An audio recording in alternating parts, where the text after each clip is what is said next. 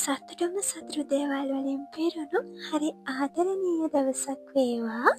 මේ තියෙන්නේ ජපානයේ කමකුරා කියන ඓතිහාසික නගරයේ පිහිටලා තියෙන පුංචි දූපතක්.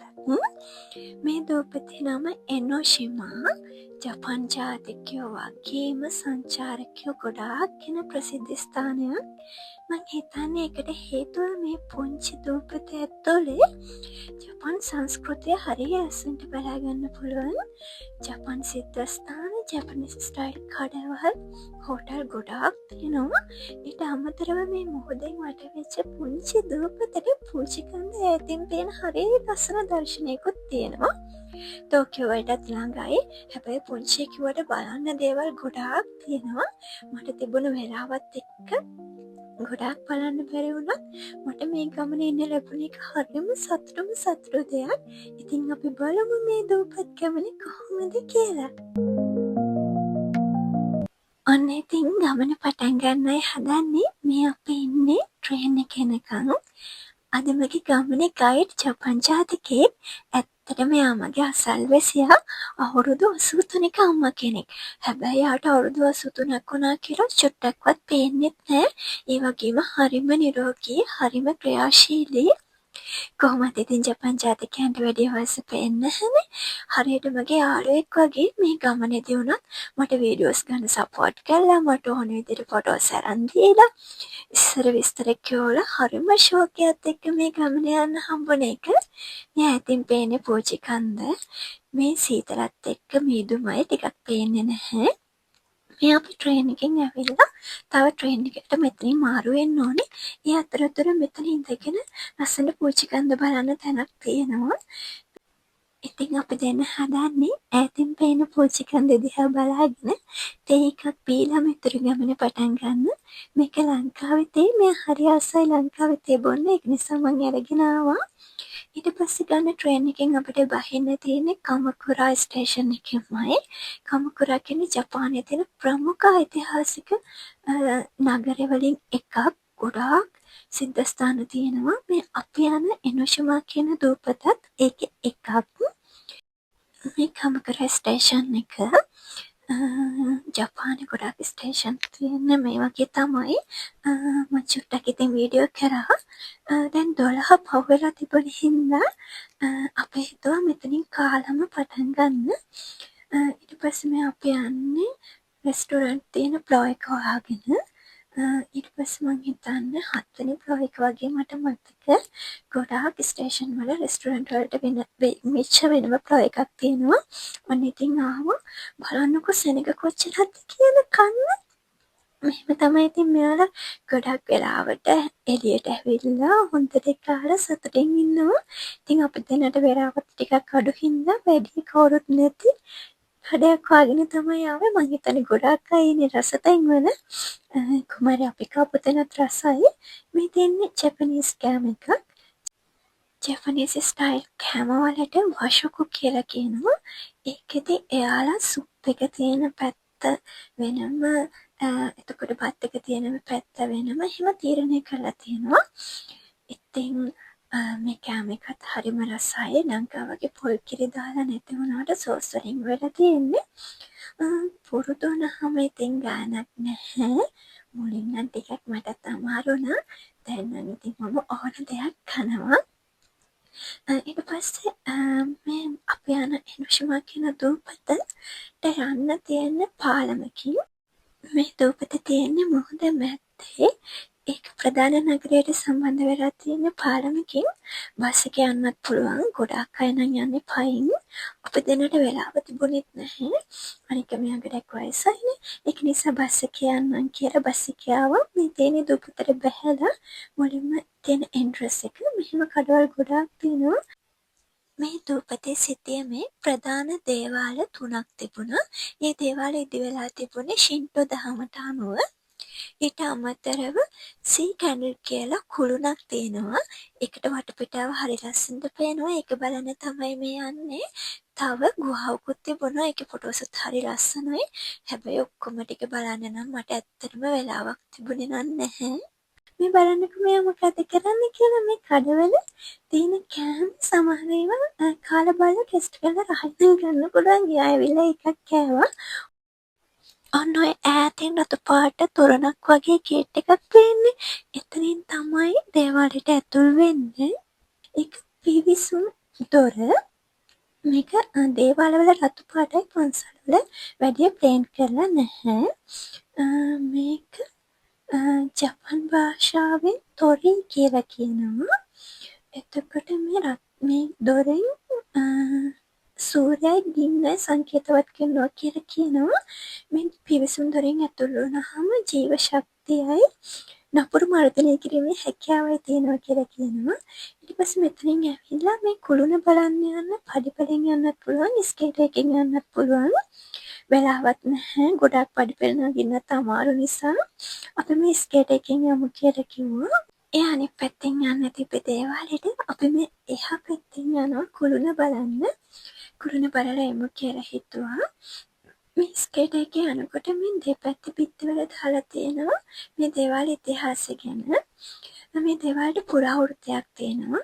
ඔලු 5ක් තියෙන මක්කරේ ඇවිල්ලා මේ මිනිස්සුන්ට කරදර කරනකොට දේවතාවයක් මොහොතෙන් මතුවෙලා ඒ මකරාව දමනය පාලනය කළා මිනිස්සුන්ව බේරගත්තා කියලා. ඒ දේවතාවේ මොහොතෙන් මතුවෙච්ච තැන තමයි මේ දූපත තියෙන්නේ කියලා. මේ මකර රූප හැම තැනම තියෙනවා.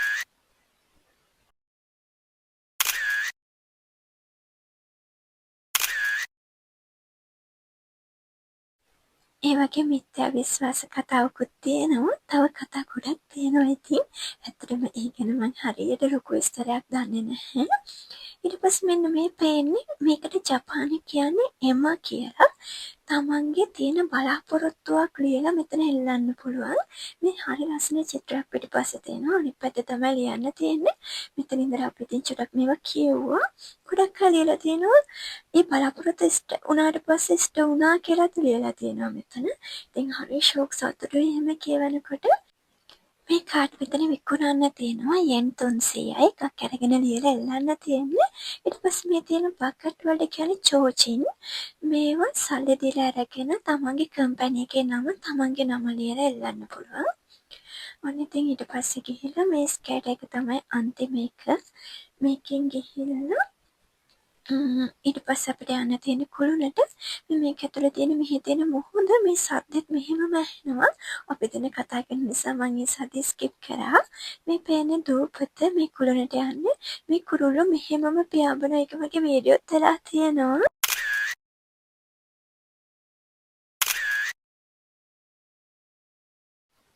මෙතනින් යන දිගටත් මෙහෙම දේවාල තියෙනවා. ඊට පස්සේ මෙතෙන් ඔමිගුචි කියලා මේ අවුරුද්දේ තමන් ගැන තියෙන විස්තරේ මේකත් යෙන් 100ක් දීලා අරගෙන බලලා මේක දේවාලෙම කෙට ගහලා යන්න ඕනේ. ඔන්න ඉතින් ඔය ඇතින් පේන්නේ ඒ කුළුණ. මේකට සී කැන්ඩල් කියලා කියන්නේ.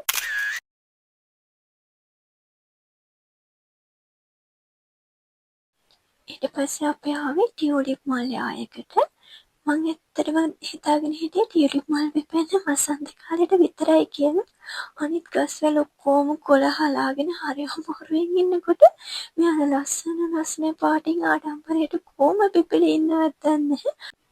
මෙතන කට්ටිය ගොඩාක් ෆොටෝස් ගන්නවා. එහෙට මෙහෙට යනවා.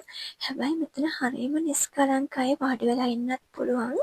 කවුරුත් ලොකු සද්දයක් පදයක් කරන්නේ කොහොමත් මෙහි අනිත් අයට කරදර වෙන විදිහට ලොකු සද්ද පැති කරන්නේ නැහැ.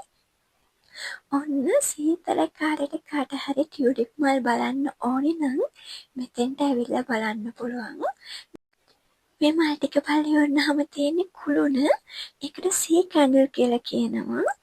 ඉතින් මොහොත මැද්දේ තියෙන කුළුණක් ඉඳන් මට නම් ප්‍රදීපාකාරයකුත් වගේ කියලා කියන්න පුළුවන්. ඉතින් ඈතට මුළු ඔක්කොම වටපිටාවම පේනවා. පූජි කන්දත් පේනවා. අන්න ඉතින් අපි අතුරට ඇවිල්ලා මෙන්න මේ පාලමෙන් තමයි අපි ආවේ. මේ ප්‍රධාන නගරයට සම්බන්ධ වෙන්නේ මේ දූපත මේ පාලමෙන්. උන් ඉතින් මෙතන ඉඳලා මෙයා කියනවා ගොඩාක් වාහන පිරීලා නේද? ට්‍රැෆික් නේ අපි යනකොට යන්න වෙන්නේ පයින් කියලා. ඔන්න බලන්න ඉතින් අවුරුදු 83ක් වෙලත් හොඳට ඇස් පේනවා. ඊට පස්සේ මේ වටපිටාව පෙන්න මට ලොකු විස්තරයක් කියලා දුන්නා. මේ තැන්වල එයාලා ඉස්සර බබාලත් එක්ක ඇවිල්ලා සෙල්ලම් කරපු විස්තර හරිම ෂෝක් හරිම විනෝදයි. ඊට පස්සේ මේ කුළුණ උඩට තවත් ගිහින් ග්ලාස් නැතුවම බලන්න පුළුවන්. බලනකොට ඉතින් කොහොමද පේන්නේ කියලා? But I know when I dream you'll be all that I see. Baby, tell me everything you don't wanna, you could leave. Don't forget about the beach where you cried all over me. Now your tears are with the waves and I watch them every day just so they don't float away. Hope that I find you.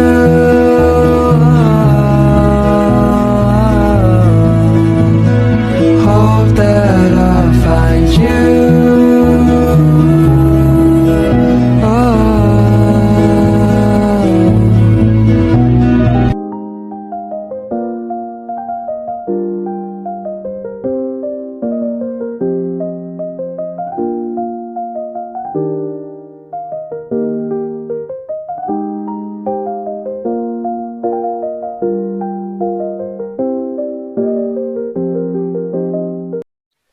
අපි දෙන හිතුවටත් වඩා ගොඩාක් වෙලා කුළුණට වෙලා ඉඳලා ආපහු යන්න පිටත් වුණා. ඇත්තටම වෙලාව යනවා දැනුනෙත් නැහැ.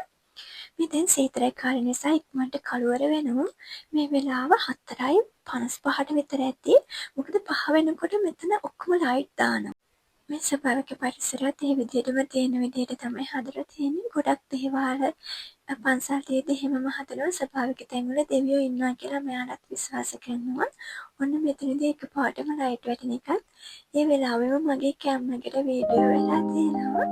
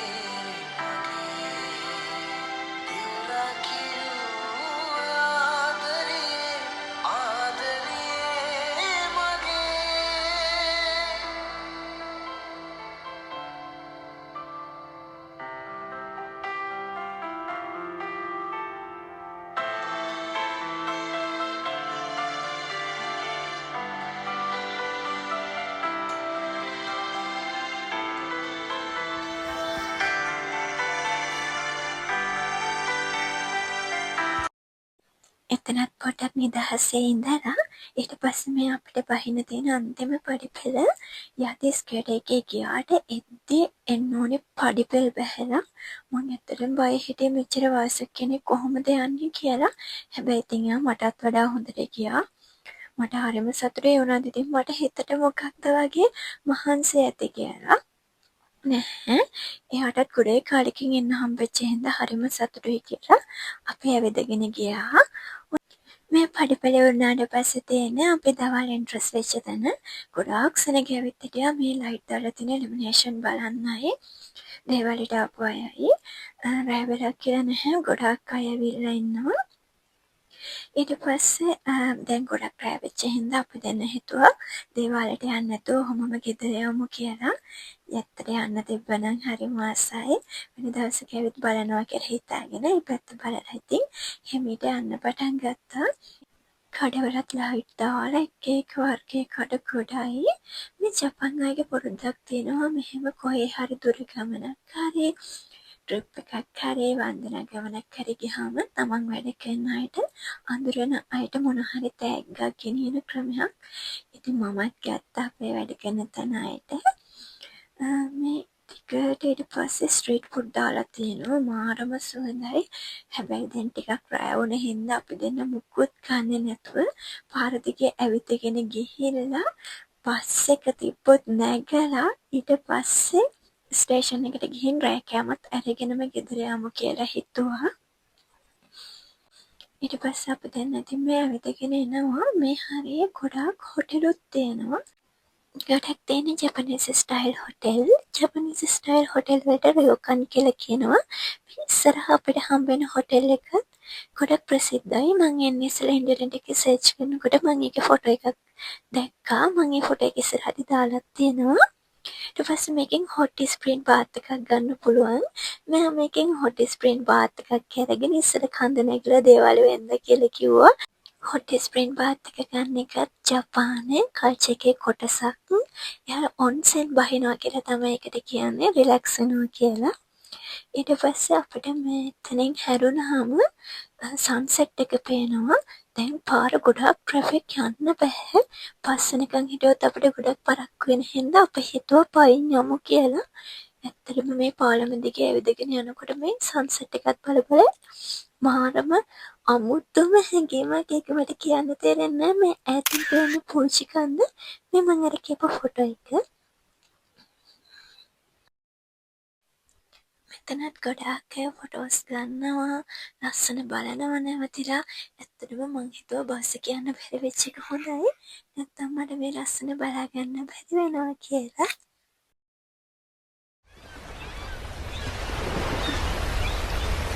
We keep this love in a photograph. We make these memories for ourselves. Where our eyes are never closing, our hearts are never broken, time's forever frozen still. So you can keep me inside the pocket of your ripped jeans, holding me closer till our eyes meet. You won't ever be alone. Wait for me to come home. This sea feels like what I once saw on a screen. I search for on the screen. I've never seen someone lit from within. දැක්කනේ අපි දෙන්නගේ කතාව කොහොමද කියලා හැවනන්න දැක්කම අපි දැන් ඇවිදගෙන එනකොට අතරමඟ කොරියන් ෆුඩ්ස් කඩයක් තිබ්බා. ඉතින් මෙයාත් ගඩිකාරකින් කොරියන් කෑවෙන හැකියපු නිසා ස්ටේෂන් එකට යන්න ඕන නැහැ, මෙතනින් කමු කියලා හිතුවා. මේ කඩේට එන්න ඕනේ රිසර්වේෂන් දාලා. අපි දැන් ඉතින් ඔය ඉබාගාතේ ඇවිදගෙන ආවෙනේ. බෑ කියන්න බැරි කමට අපි දැන් අතරට ගත්තා වගේ. එළිය මෙනු එකේ කොරියන් චිකන් තිබ්බා. මම මේකයි හරි සතුටින් ආවේ. අතරට ආවම ඒක ඉවරයි කියලා කිව්වා. ඉතින් මොනා කරන්නද, කොරියන් සුප් එකක් බිව්වා. හැබැයි කමක් නැහැ, ඒකත් රසට තිබුණා. ඉතින් ඔහොම තමයි අද දවස ගත වුණේ. මට නම් සතුටු දවසක්. ලොකු අත්දැකීමක් මට. වීඩියෝ එක නම් ගොඩාක් දිගයි. මට මේ සතුටු මතක එකක්වත් අයින් කරන්න ලෝභ හිතුණා. ඒකයි දැන් මෙතනින් ඉවරයි වීඩියෝ එක. මෙච්චර දිග වීඩියෝ එකක් බලුවට ඇත්තටම ගොඩාක් ස්තුතියි. එහෙනම්